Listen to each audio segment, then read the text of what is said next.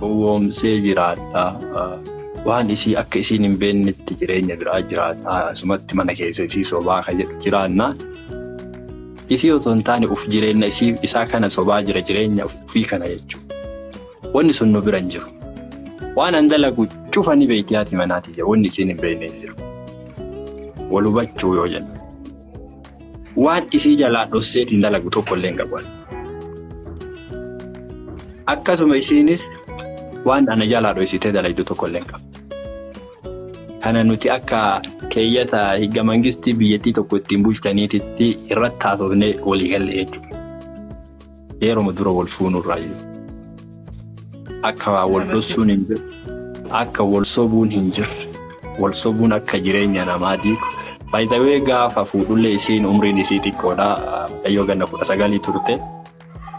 Ganna 19 ani gaafsan ganna 27 akkas ta'e jira si'a. Kanaafi hedduu xiqqoo ekspiraansii fi muuxannoolee illee aga tokko qabuun gorseeni karaa waliin jiraachuuf itti nutti tolu keessa buusee akkasuma isheenillee nama diinii qabu diinii yoo jedhu amantaa ofii nama jabeeffatu karaan amantaan isiin jedheen karaa amantaan isii ajajuun saniin na waliin jiraatti. Kanaafi sammuu osoo hin taane ba'aa ani baadhachuu hin dandeenye kan isiin baadhatteetu jira. Kan isiin baadhachuu hin dandeenye kan ani baadhadhutu jira. Kana cufa walii hubannee kan inni danda'aa jiru kana miidiyaarra gadhiifte maarree taate akkana yeroo namni jedhu nu dhageettu hin kennu. Maaliif na beekuu fi na hubachuu irraa kaka'ee jechuudha. Kanaaf haati manaatii nama guyyaa tokko illee sooshaal miidiyaarra ba'ee hin beeku. Kabajaan jireenya ishii na waliin jiraatti mana ofii keessaa ilmaan ofii wajjin na wajjin gammaddee jiraatti. Wal hubannoo guddaa qaba. Wal hubannoo guddaa. Yoo hajaa waan barbaaddu qabaatte yeroo takkanatti himti waan danda'u taatuun guutaar waan hin dandeenye taatu hin danda'u jedhaan. Akka hin dandeenye hubachiiseeni mufiin tokko dhufu jechuudha. Wanni irra waliin nu buusullee hin jirtu. Jaalala kan nama jaalalaan jiraachisu mallaqa qabaachuu osoo hin taane sammuu qabaachuu fi onnee gaarii qabaachuutu nama waliin nama jiraachisa. Mallaqa qabaattes dhabdes ilaalchi kan kee ilaalcha gadi aanaa ilaalcha gadi bu'aa taanaan nama kamiin waliin jiraachuu hin dandeettu. Haadha manaa ta'ee nama alaa ta'ee nama waliin jiraachuun hedduu si ulfaata. Wanni ati sirreessuu qabaattu kiisii ta'e osoo hin taane onnee tantee tana sirreessuu. Onnee tantee tana karaa sirriirra kaayuu.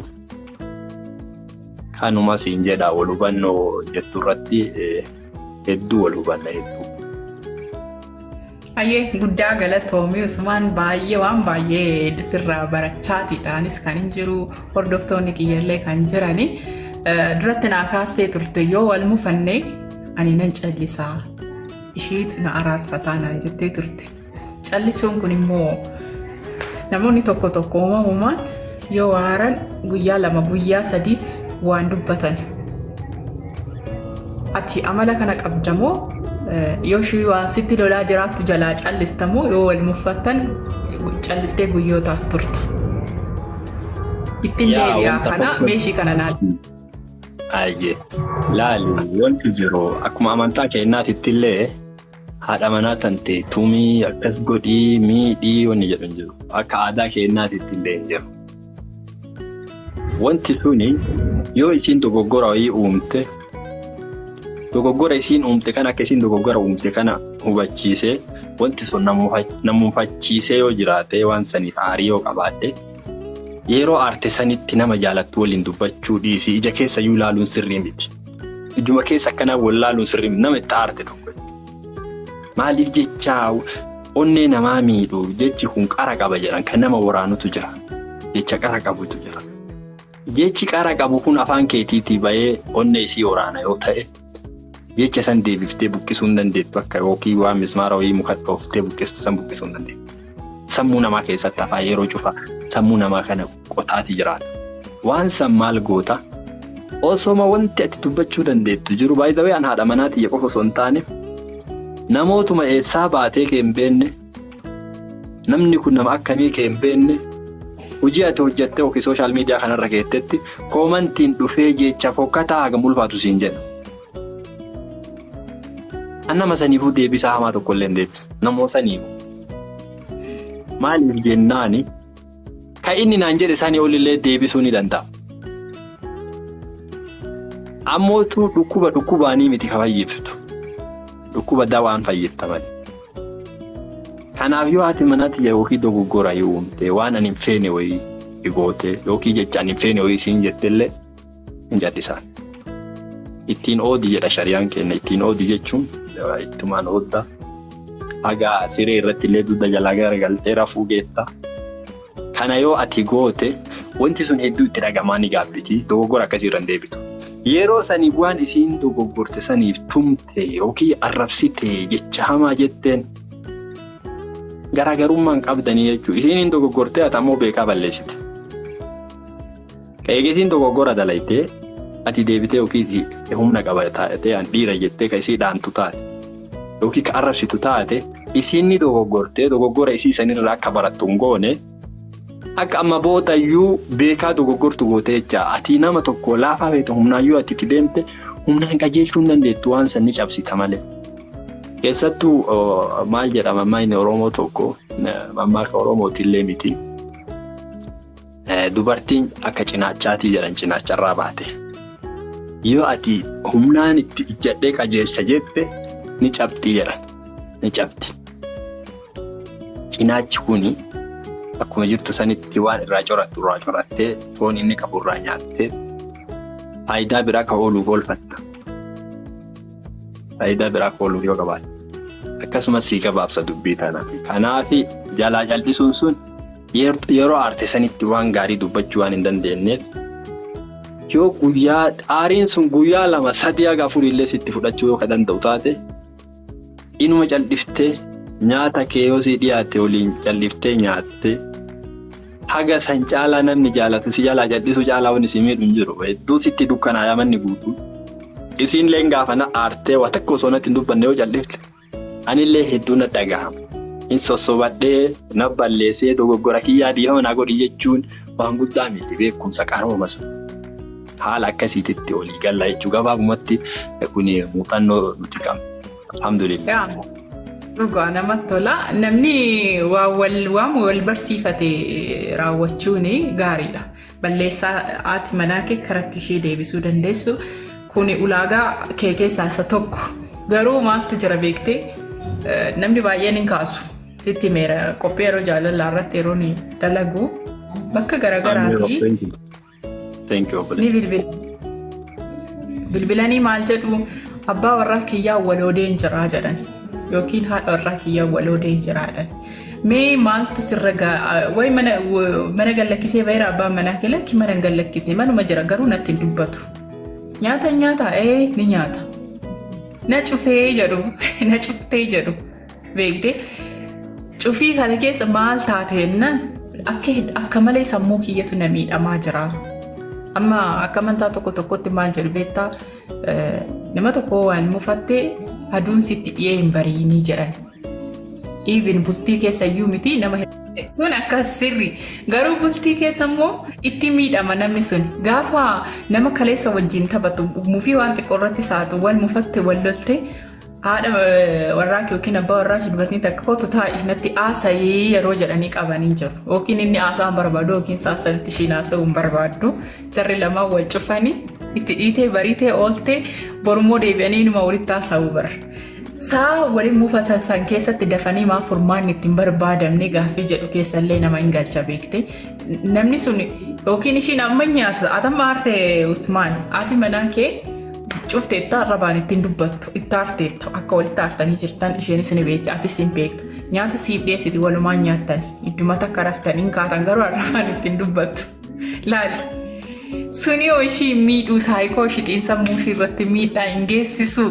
Guyyaa tokko xiinxaltee beekta yeroo nagaa taatan mee gaafan si cufuu gaafan si lolee guyyaa 2-3 saa ta'u guyyaa tokko saa ta'u siin oolu maaltu sitti dhaga'amutti ishii gaafattee beekta.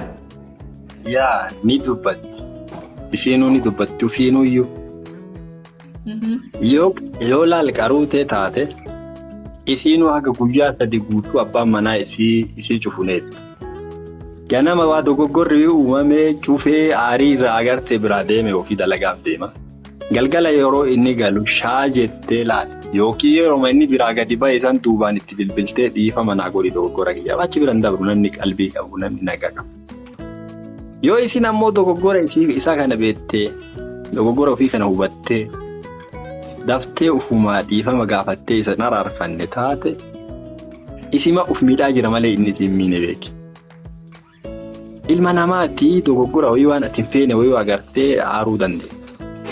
Maaf aarte siin jechuun qabdu. Akkasuma yookiin aaruu kan keessaniin siqqoosuu qabdu. Dhugaa jirtu wal hubattanii akka dogoggora uumteertu yoo isii hubachiifte dura dursoo osoo isiin cufne dogoggora isii san hubachiisuu qabdu. Osoo hin cufne dura wanni kun dogoggora ta'uu uumamu nuti haaluma akkasiitiin yoo an dogoggora uumellee waan isin hin feene an dalagellee anumatu araarfata yoo dafeetuma akka isiin torbaan tokko yookiin guyyaa ganana jalaan aarre nan cufne dafeetuma qabbaneessee sossobee araarfadha. Akkasuma isiin illee akka guyyaa 3-4-5 isiin cufne manuma sanii gala alallee olumanuma gala.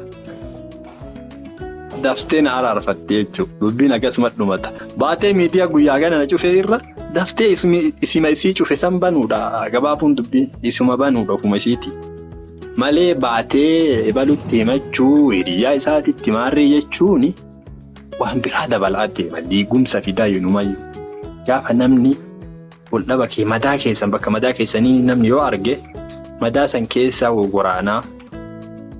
Ati nama gaarii naaf yaada jettutu kaa si madeessaa si diigaa deemu jira. Walumaa galatti ati ilma namaa kana ka gingilchitee gargar baasuu dandeettu hin jiru waan ta'eef dubbiin rakkoon haadha manaa teetiif si'i jidduu teetitti furamuu qabdi. Gaafa ufii keetii dadhabde osoo haadhaa fi abbaa isii bira hin geenne haadhaaf abbaa tantee ka abbaa manaa isii saniin furamuu qabdi. Gaafa achi bira dabarte warra isii gahuu qabdi. Akkasumatti tartiiba qaba wanni kana yoo bar wal dadhabanii gargar deemuun illee hin jira beekte. Wal dadhabanii waliin jiraachuu dadhabanii amalli isaanii walii galuu dhabee namni waliin fakkaanne lamaa walitti dhufee jechuudha. Namni walii galuu hin dandeenye tokko ni jira beekte. Osoo haga feete tokko nama irraa dansaa nama irra gaarii tokkollee ta'ee yookiin tokko dogoggoraa yeroo cufa kan walii galuu hin dandeenye ni jira.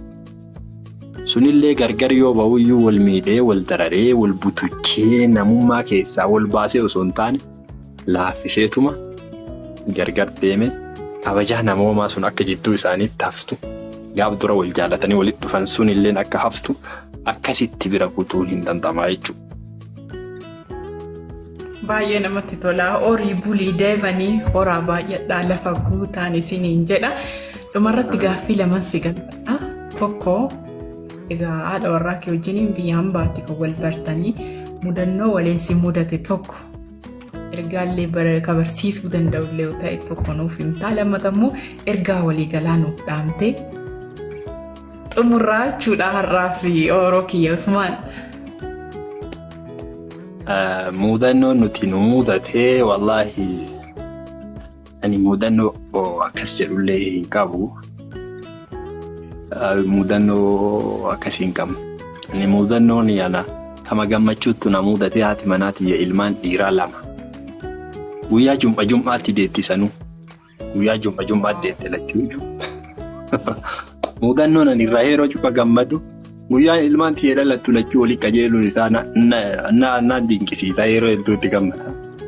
Kanu mudannoon qabnu. Mudannoo akkasii nama himuu dandeenyu qabnu. Mudannoo akkanaati yookiin nama kolfisiisa nama barsiisa jennee hin qabnu. Mudannoo nuti qabnu jaalalaa wal jaalannaa kabajaa qabnu. Waan tokko osoo natti nimne waan aangootuun qabdu akkasumaanis waan isiin ani dalagu ni beekti yeroo keenya waan keenya maraa karooratti qabna tartiibaan